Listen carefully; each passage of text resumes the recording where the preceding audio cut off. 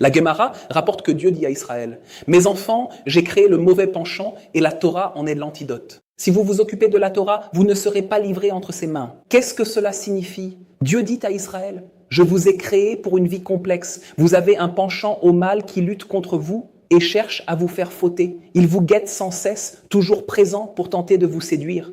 Parfois c'est par l'orgueil, parfois c'est par de véritables fautes, chaque fois de manière différente et surprenante.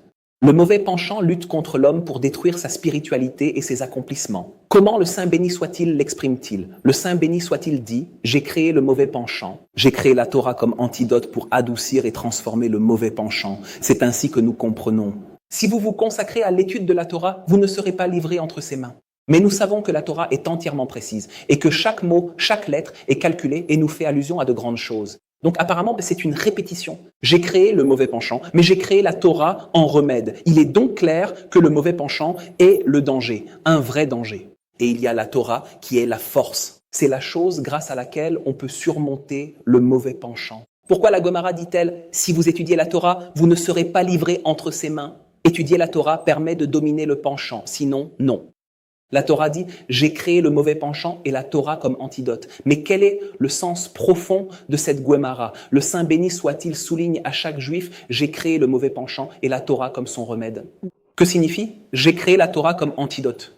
J'ai donné une force contre le mauvais penchant pour qui la Torah n'est qu'un condiment. Une personne pour qui la Torah n'est pas quelque chose d'essentiel, c'est juste un ajout quelconque. C'est juste quelque chose qui l'ajoute. C'est un simple assaisonnement pour sa vie. Parfois, il écoute, se renforce ou agit un peu. J'ai créé le penchant au mal et la Torah comme son condiment. Cette Torah-là sert le mauvais penchant.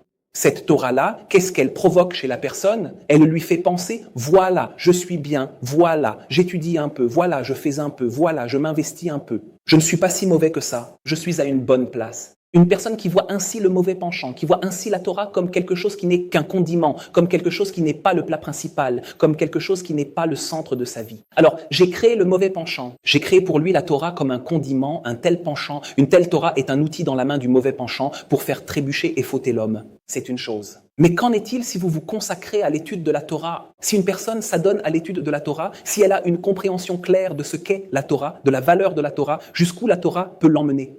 Qu'est-ce qu'une véritable assiduité à la Torah? Alors la personne est vraiment protégée et alors elle est vraiment entière face au mauvais penchant. Si une personne a vraiment une connaissance claire, forte et marquée dans sa vie de ce qu'est la Torah sainte, tout cela